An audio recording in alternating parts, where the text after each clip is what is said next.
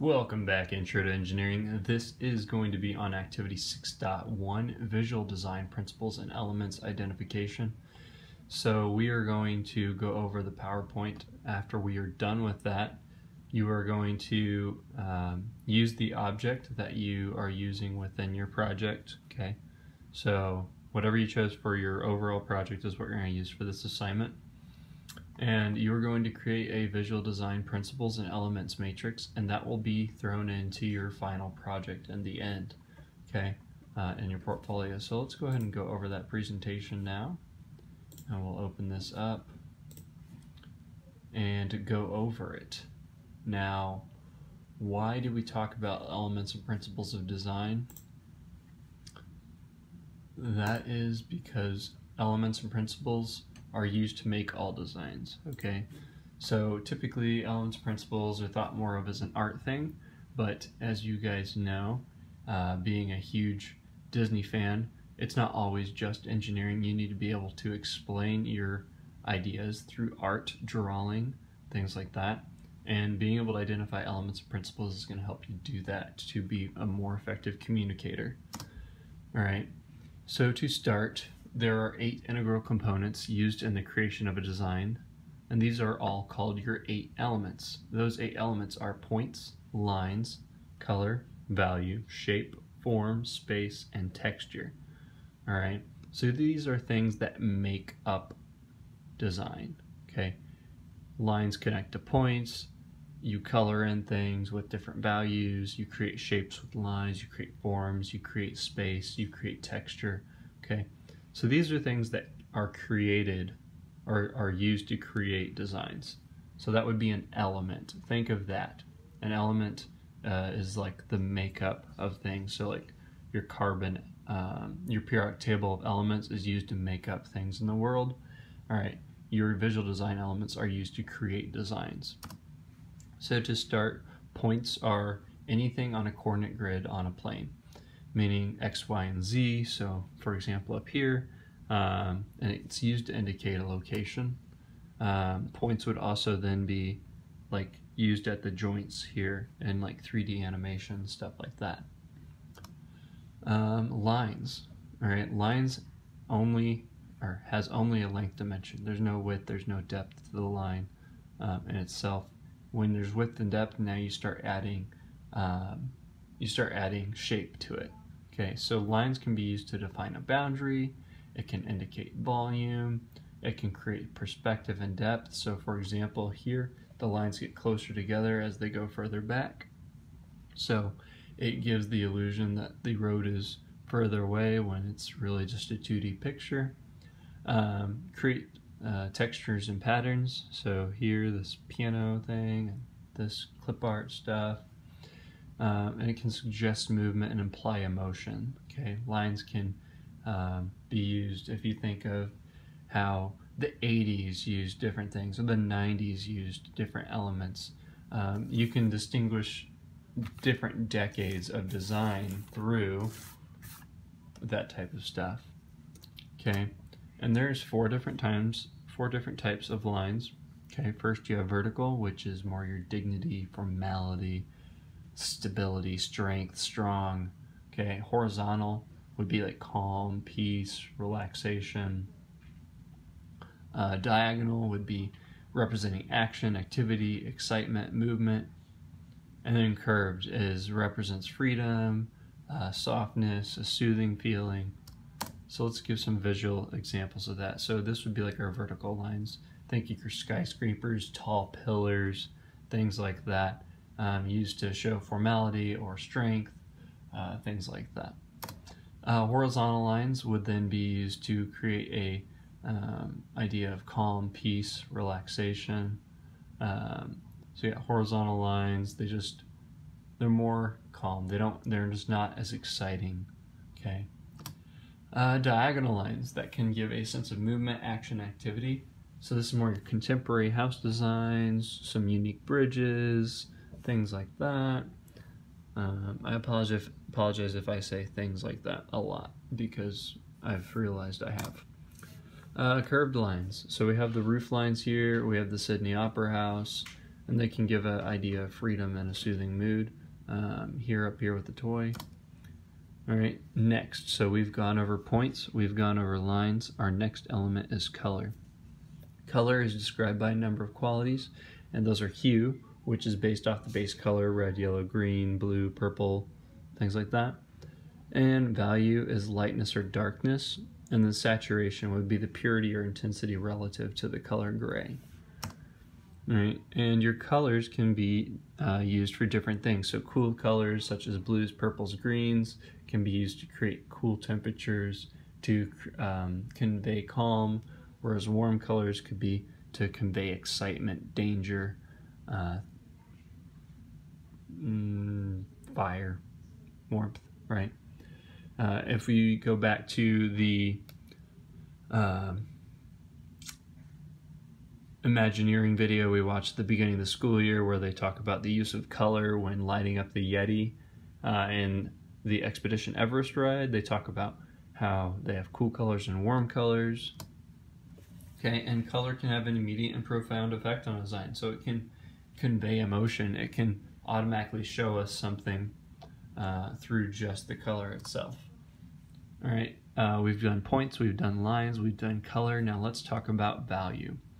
Value is the relative lightness or darkness of a color, and that is pretty much, this is all yellow. That's a yellow duck, that's a yellow rubber duck, and that's a yellow rubber duck. But this one's lighter than this one, and it's lighter than this one too. So they all have different value. Okay, this is just using the color gray like a pencil. With different value, you can convey different shapes and depths. With shapes, you are referring to a 2D environment. All right, shapes are 2D, forms are 3D. So shapes are 2D, and that's through lines or curves. And you have three different types of shapes. You have geometric, which are your generic things: hexagons, octagons, circles, squares, triangles. All right. Mechanical shapes, which might be simple things made from straight and curved lines, so gears, sprockets, things like that, motors. And then organic, which is natural or simulating nature, so something typically a little more, has more curves, isn't so straight, things like that. Shapes. All right, forms. So form is a 3D volume or solid, and for example, we create 3D images in Inventor, starting with 2D sketches. So we use shapes and then extrude those into forms. And we can often apply on a 2D surface by careful use of value. So when we start shading in or using rastering in Inventor to give that form shape, we get items like this over here. Once again, form is a 3D object, not 2D. So like we have the pyramids, we have the cylinder here. And then space. So we've covered points, we've covered lines, we've covered color, we've covered value, we have covered shapes and form, and now we're on to space. So space is the area between and around parts of an image, and it can be used to imply different things. Make it feel cluttered, make it feel open, make it feel empty, okay? And that's through the use of negative space and positive space, okay? So we can use that in images with depth. So here we have, I forget what it's called, that place in Italy. All right, but it can be cramped and busy because of the depth. It just shows everything filled in. You have very little open space right here in this image, whereas here we have a lot of open space for this. Texture, so this is the surface look or feel of something. So texture, it may not be the actual texture itself, it may just be an image that makes it look like there is texture. So this would be rough, this would be smoother, this would be like a block-like texture, and different ones will reflect light differently. So here would be an example of the exterior metal facade of the Disney Concert Hall in Los Angeles. It is a very smooth building. If you ever look it up, the texture gives a very reflective surface. And here would be an example in Barcelona, Spain, where the texture of the rock is not reflective, okay? It is very bumpy. And then my favorite texture, fluffy. All right, so this is like a little chicken. You guys ever go to the zoo and you get to play with the chickens? Yeah, those are fun. All right, so principles of design. So elements, we had 8 of them, and the 8 elements were used to create things. Principles are feelings or things that are communicated by our elements. So we communicate balance, we communicate economy, we communicate rhythm through the use of elements. So these are our principles then, and there are 7, okay? So let's go over them. Balance is implying visual and physical balance. So how things are distributed within a design. Are they symmetrical, asymmetrical, radial? So symmetrical is if I cut this down the center, and I cut that down the center, they're going to be mirror images, okay? And this one is balanced as well, even though it's not an exact reflection, okay? It doesn't have to be an exact mirror, but there's got to be an intentional balance there, okay? Asymmetrical, or known as informal balance, means the elements with the design are identical but are arranged to provide a balanced visual weight, okay? So we have different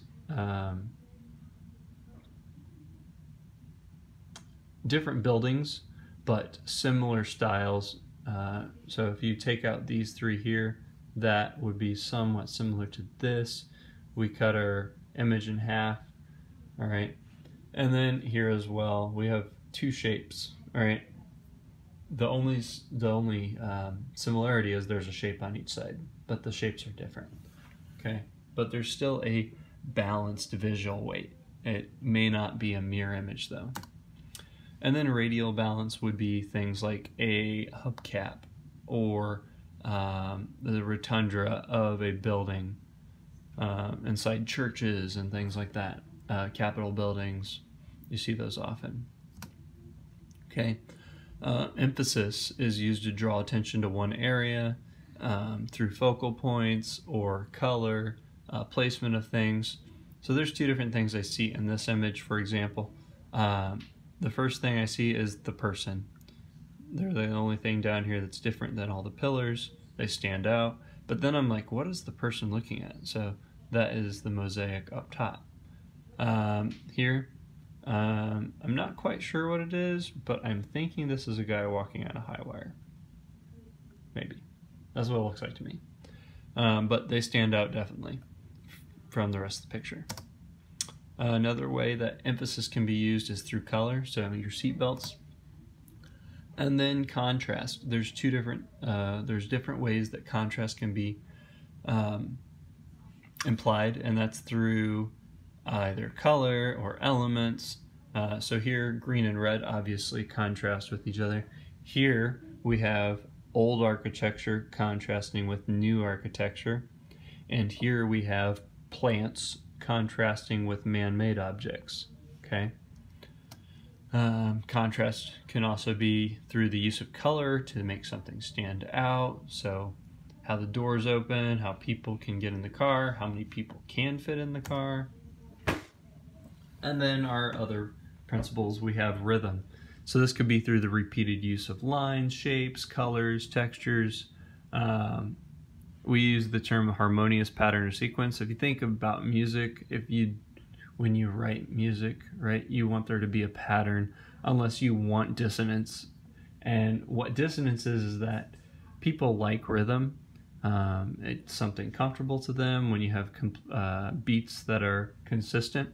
But when you start going off in weird time signatures and you start going off with weird melodies, then it creates like this feeling of uncomfortableness, and it's an intentional thing that artists do, kind of like throw you for a loop. And the same thing can be used through colors, lines, and things like that. So there's different types of rhythm. And that could be through the repeated use of an element, so tile, houses being built the same over and over. Random rhythm, so that's the repetition of an element, but in different irregular intervals. I don't know exactly what this is, but I think it's a bunch of rocks like strewn from rebar. And so you have rock and rebar, and that's pretty much the only thing in this image, but all the rocks are different shapes, all rebars in different ways.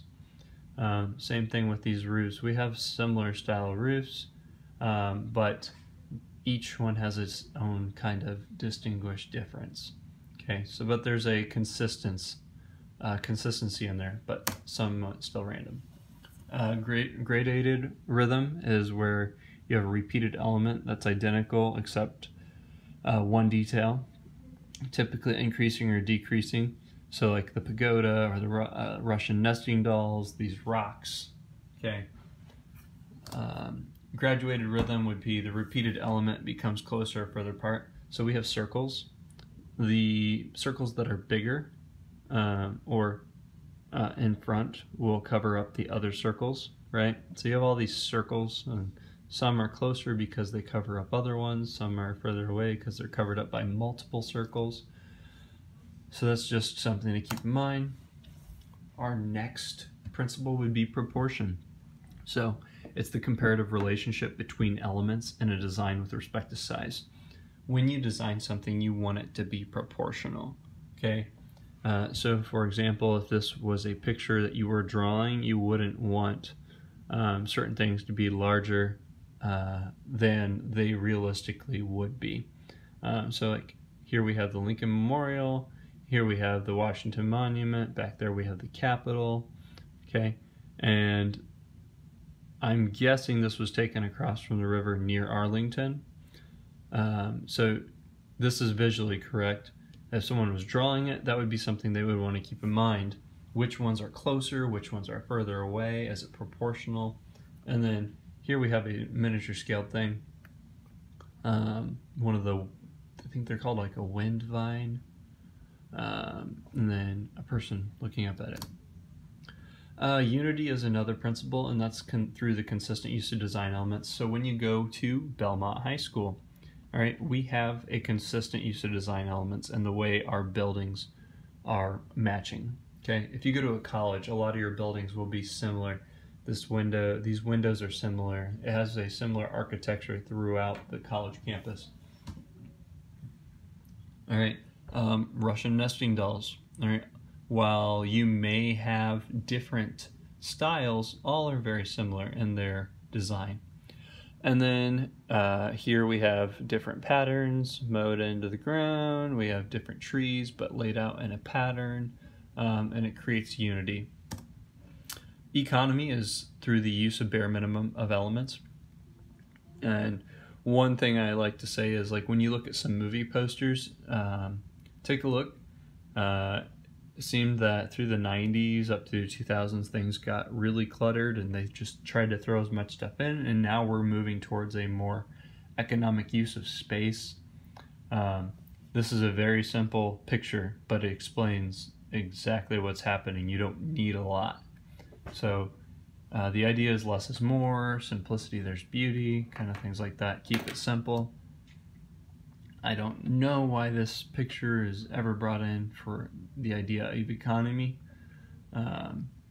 Doesn't make sense to me. So ignore this picture.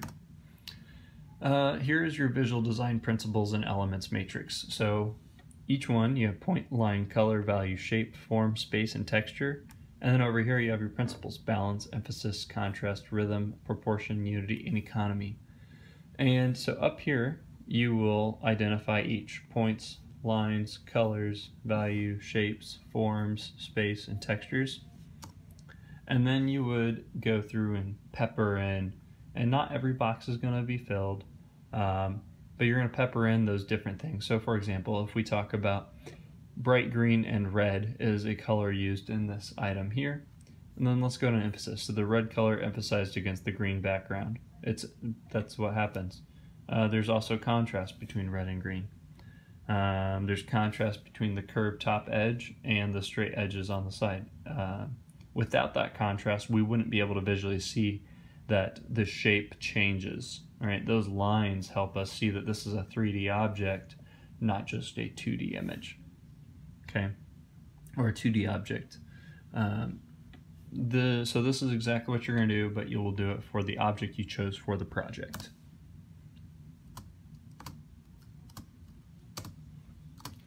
Okay, so that is 6.1. Once again, make sure you choose, go with the project, use the element from there, and you will create this. To look up different resources, I have the PowerPoint we just went through. This is a note sheet if you would like to use it. This is the template here. This is an example of that template. So I'm going to open this here, and this is what you would print out and use. All right, and then you would put this into your binder for your final project. With that, if you have any questions, talk to your other students in the class, talk to your teacher. If you want, you can email me. If I have the ability to answer, I will. Otherwise, good luck and have a good day.